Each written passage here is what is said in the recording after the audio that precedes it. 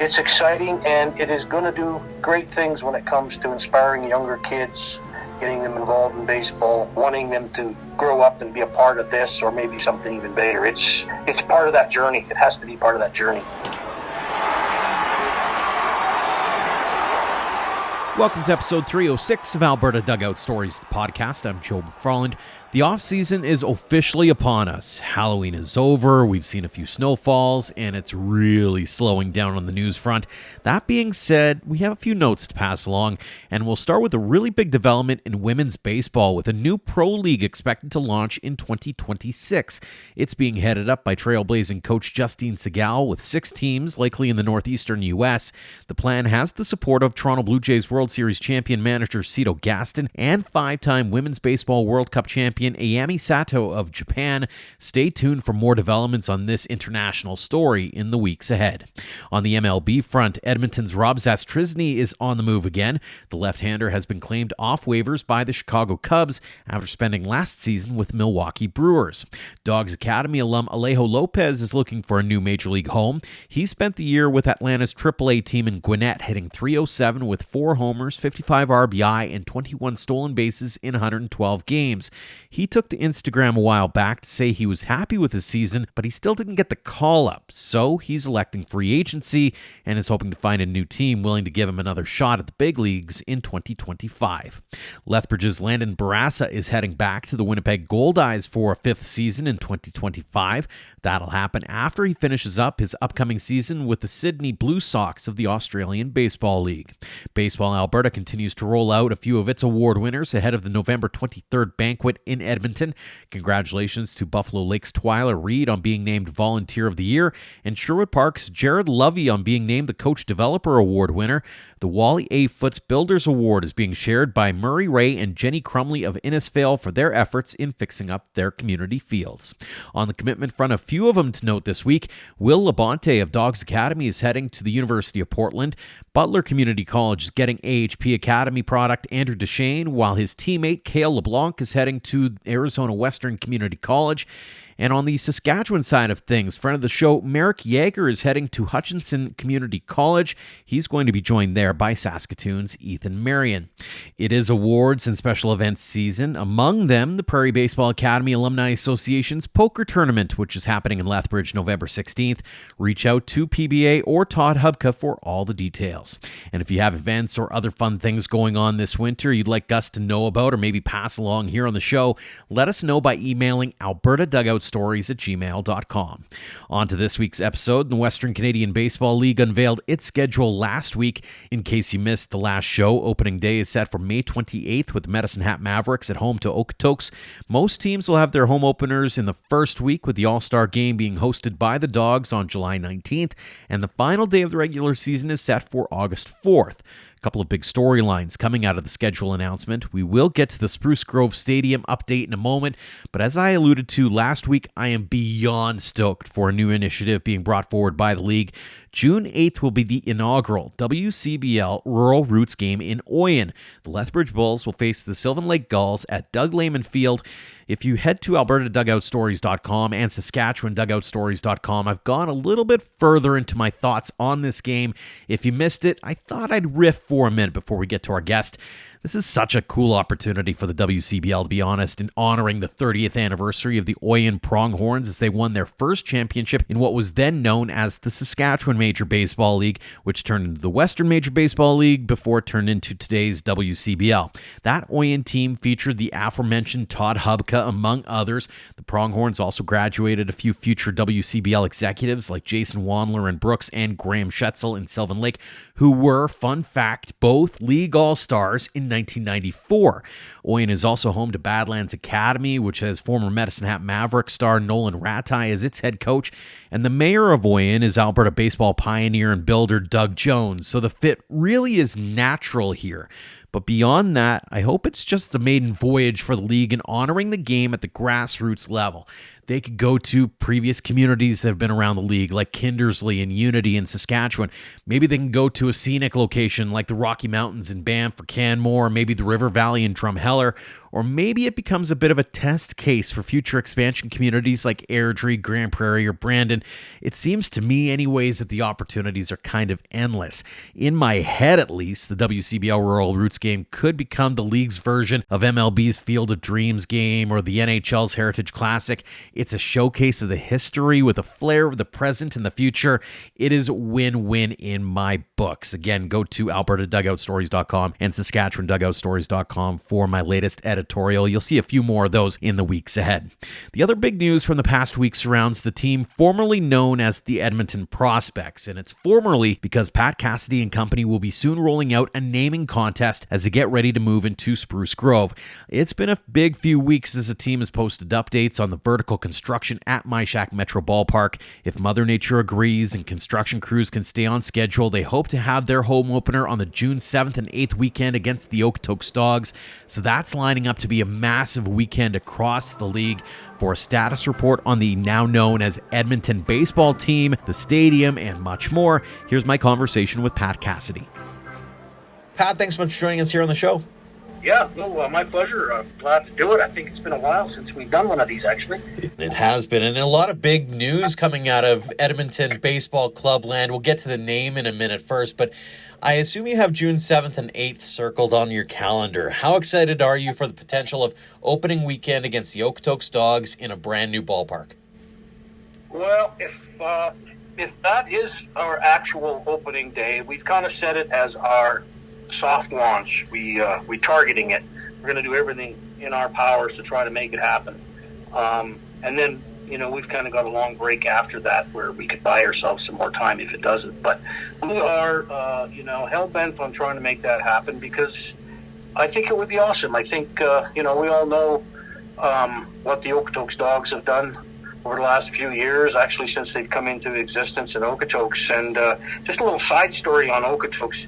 And I don't want John or Candia's head to swell too much, but I'm going to give him credit for what's going on in Edmonton here because he's been an inspiration going back to, 10, 15 years ago. And you started to see and witness what was going on in Okotoks, and then you started to go, look what that guy's doing, If he can do that, why can't somebody else do that? That's got to be the model. It's hard to compete when he's got all those things going on. So the only way we're going to be able to compete is to try to do something similar, and so we can beat him at his own game. So John's my inspiration, and I've never told him that, so maybe he doesn't listen to these interviews. I don't know.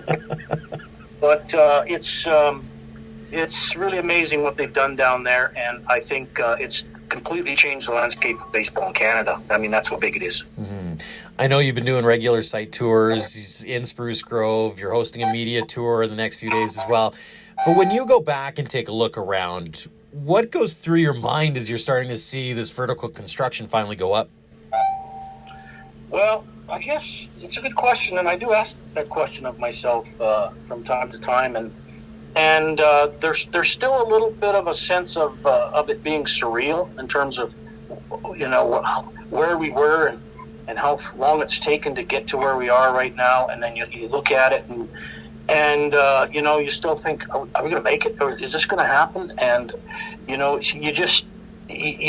always have those lingering senses of maybe there'll be another pandemic, or maybe there'll be something else that comes along and spoils it. So you got to keep pushing those thoughts out of your head, continue believing, continue pushing, continue dragging everybody along, and one day it'll just happen, and it'll be unbelievable. It kind of reminds me of watching one of our former players taking the stage at Yankee Stadium this past playoffs, and watching Eric Sabrowski pitch for the Cleveland Guardians, and you just sort of pinch yourself because you think, wow, that's just an incredible journey that guy's been on, especially given all the things he's been through.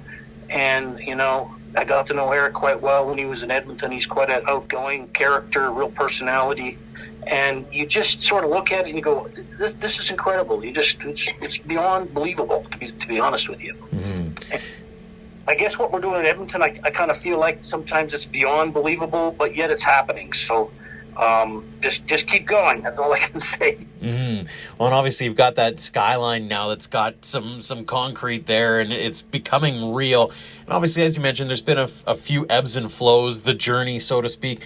What's been the most challenging part of it over the last 5 years or so? I guess the biggest part of it, it's that whole human nature of just remaining patient, believing in the process, believing in yourself, believing in the team that you put together to make this happen, just being patient. Patience sounds easy, but if you've got kids, sometimes it's not that easy, right? I don't know what you're talking about, Pat. That's a lie and a phallus. No, I'm kidding. Yeah. It is amazing, though. I mean, when you think about whether it's a pandemic, whether it's, getting tied up in the logistics, whether it's, the supply and demand issues. I mean, there's been a lot that's been thrown your way. How have you been able to kind of withstand all of that and not just kind of throw your hands up in the air and go, okay, well, it was worth a shot, but maybe it just wasn't meant to be? I guess if anybody, knows me for any length of time, they just know how persistent I am. And, I'm one of those guys that just refuses to quit. And if I believe in something strongly enough, I'm going to pursue it and keep driving the ship. And, hopefully I don't run it aground with a whole bunch of people on board. So, that's just, once the vision and once the idea takes hold and enough people believe in it and get behind you, the vision itself and the concept itself are very powerful things, and you have to continue to just believe in that and continue to pursue and be just be incredibly persistent. That's the secret, I think, to anybody's success, or most people's success, is patience and persistence, and just don't take no for an answer. Keep going. Mm-hmm. We're looking at a capacity of 3,700 when this thing is built out, 24 sky suites, a full host of amenities as well. Has that vision changed much since those original drawings came out, 5 years ago? Very little. We might have added a few spots and different things. We've got something called Mass Timber House. You're not going to see that in year one, but it's kind of a little bit of a spin from I don't know if you're familiar with Molson House up in Edmonton here, but it was this sort of little community center that the company Molson had in Edmonton, and they would use it for press conferences and corporate gatherings, and it's the location where the trade for Gretzky was announced, and so it sort of became an interesting hub and gathering place, and we want to sort of our theme there was to sort of copy that in a way, in terms of using it as a community gathering center, but build it around the forestry industry, the mass timber industry, because we've got a mass timber theme in our ballpark. We've got the use of timber and mass timber components, and we would like to try to bring that segment of the industry's business in Alberta, incorporate them into our ballpark and what goes on there. Mm-hmm. Speaking of the capacity piece, do you suspect that you're going to be opening up in phases? Like you mentioned Okotoks earlier, they did it in phases. I know Sylvan Lake's in the middle of, I think it's phase 2 now. What's your plan as far as the seating rollout is concerned in Spruce Grove? Well, we're hoping that we have phases, but our first phase is really sort of the entire ballpark. And we're hoping that we're going to be able to get all 3,700 seats ready to go for our opener. And the future phases will actually be like the Mass Timber House. We've got a microbrewery / restaurant amphitheater planned for another phase down the road. We've got some multifamily condominiums planned in the left field area there. We've got a field house planned down the road on the east side of the ballpark. So our staged and phased. I know in Okotoks, they started with the ballpark, and then a field house came, and they've been adding on different pieces over the years, and it's just keeps getting to be just a more exciting and vibrant ballpark each and every year. So, phase one is big for us. It's pretty much the entire ballpark. We've also got a very unique thing going on, which was instrumental in the financing for this ballpark, which is we built in a 2-level, 2-story, 150-unit self-storage facility under the concourse. There's nothing like it in the world, but it's been a big piece of putting the funding together for this facility, because, to be honest with you, funding a ballpark is not that easy, believe it or not. I've heard rumblings about it in my neck of the woods, a.k.a. Airdrie, who is apparently in the running for maybe a WCBL franchise before too long. On that note, I want to touch base on the community aspect. You mentioned it earlier. What's the response been like from council and from those residents who've been really kind of chomping at the bit to see this thing get built? Nothing short of sensational. I mean, they're excited. We've had, tremendous feedback, and more than just feedback, we've got quite a number of a few hundred season tickets sold. Our corporate suites are basically, there's a waiting list. We've got all of our outfield fence signs sold. In terms of our inventory on the corporate sales side, we're probably at about 75% filled, and so that just speaks to how excited the community is. And I'm talking about Spruce Grove and Stony Plain, the county of Parkland. We've had great support coming out of Atchison, which is just down the road. It's a fairly major industrial park in Alberta. The mayor, the previous mayor when we got started, the new mayor, council, 100% supportive. Administration's been extremely supportive. Every community leader that we run into, it's just, they got a new twin ice civic center that's being built, and it's $70-some million. And as the former mayor keeps telling me, he says, "Pat, nobody ever wants to talk to me about the civic center. They just want to know, when's that ballpark going to open up?"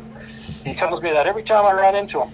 And so, there's anxiety there to get this place open. I know we're going to do well, and on top of the local community, we're also basically a half-hour drive, 25-minute drive to about 750,000, 800,000 people in the greater Metro Edmonton region. So we have lots of opportunity here with this ballpark, no doubt about it. Mm-hmm. Not just the opportunity from in the stands perspective, but even just the community baseball perspective. And you think about Okotoks and the academy that they have there.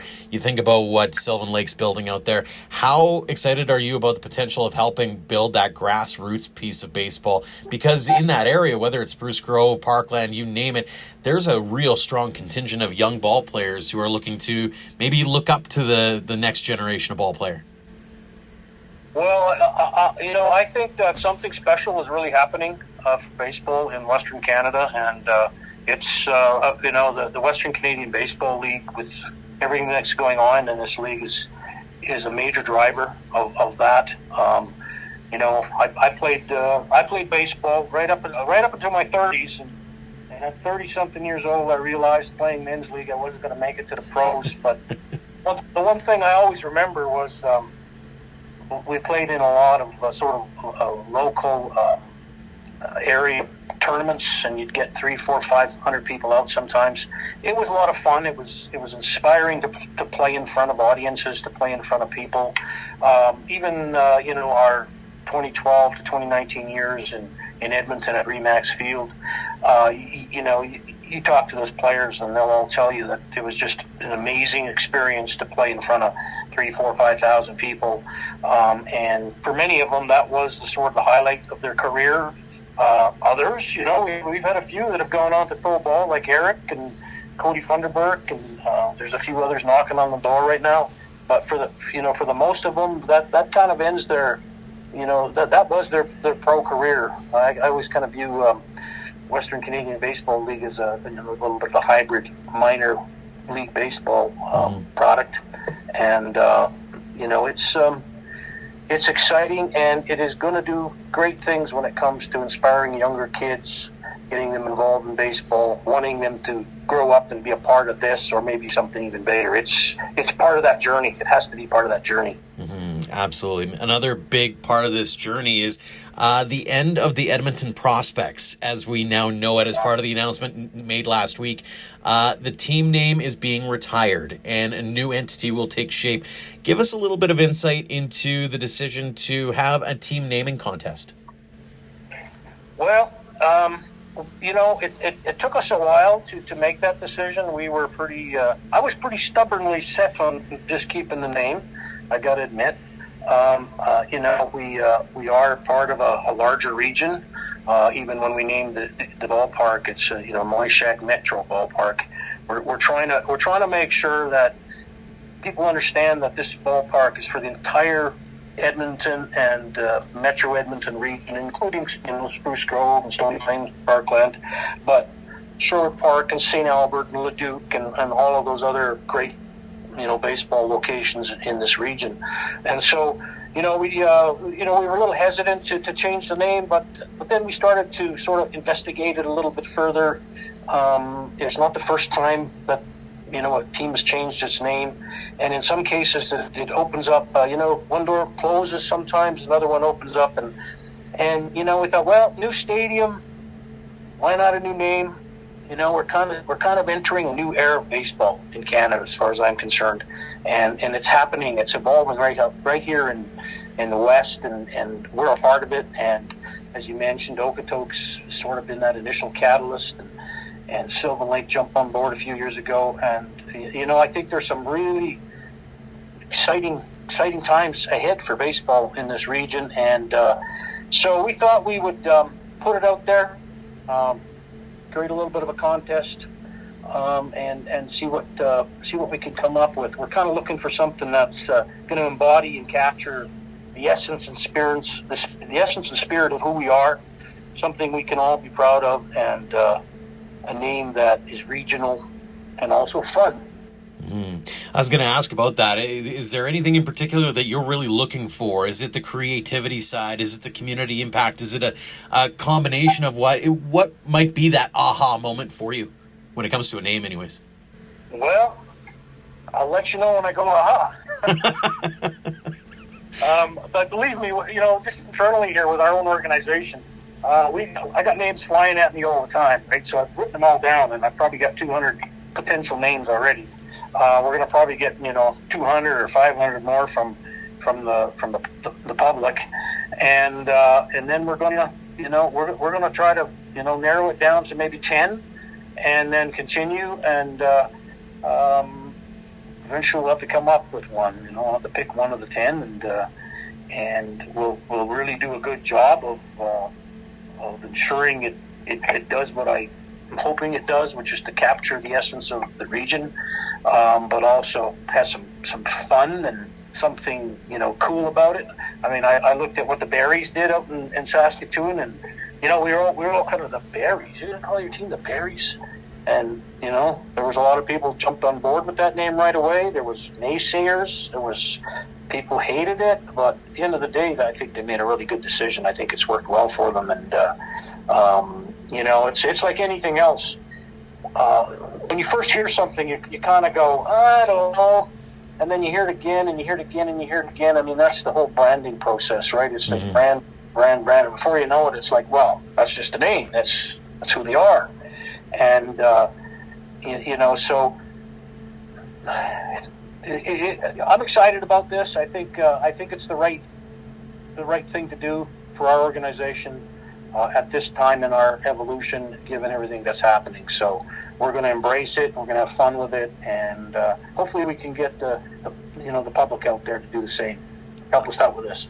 I assume that there's a little bit of excitement as well about whether it's new colors or new logos. Like there's a whole new element to that piece. To your point, it's more than just a name. There's a whole new identity that's being created out in Spruce Grove now.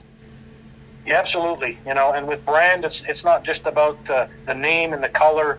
It's also about what you stand for as an organization, and how you treat your customers, and how you treat your players, and all of that, all of those kinds of things are all part of the brand, and so it's a big task, it's a big job, but we're looking forward to it, and I think we're going to knock it out of the park. Geez, I use that saying, Yeah, you're 100% right. It's going to be a fantastic time. Final question for you here, Pat. Gaze in your crystal ball a little bit for us. Take us 5 years into the future. What do you see out at My Shack? 5 years down the road. Boy, that's some tough questions sometimes there. Every so often, a dead clock is right twice a day. So I'll take credit where credit's due. I could certainly see this fantastic ballpark. I've been saying this to people, and I truly believe it. I think it's going to be one of Canada's top 5 ballparks, just based on the response we've had, on the visual that we've created for it, on the capacity. It's going to be a ballpark that people are going to want to, when they're visiting the area, they're going to want to come and catch a game. So I see a ballpark that's attracting a lot of fans. I see a ballpark that's going to be a fun place to go for a game day experience. We've got some things in mind we want to do that are maybe a little bit different. I see also some of the amenities coming on stream by that time, to make it more of a year-round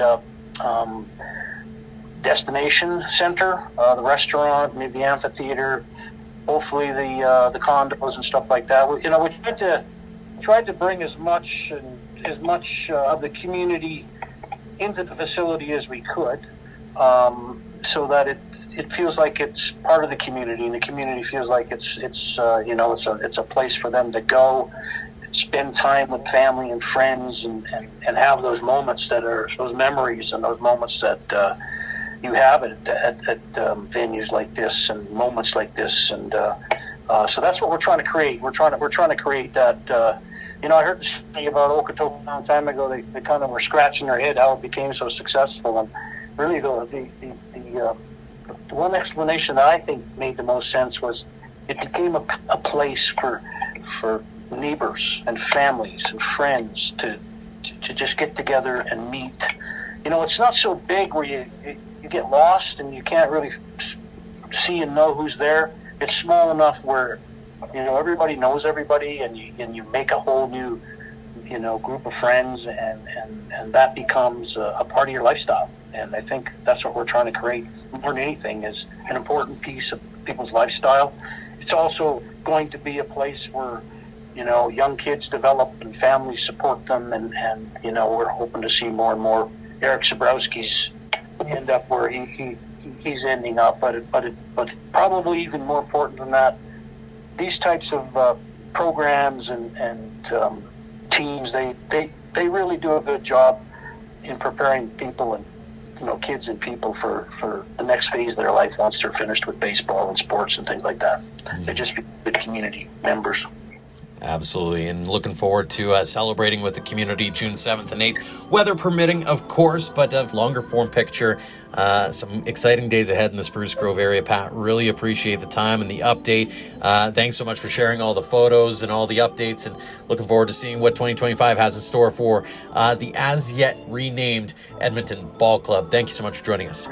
You're very welcome. Appreciate it. Thank you. Thanks again to Pat Cassidy for joining us this week, and thanks to all of you for downloading and listening. Thanks as well for checking out all our stories online lately. Even with winter coming, we are trying to get new stories up every couple of days, and of course, we'll have a new podcast episode every week until probably the middle of December before we take a bit of a break.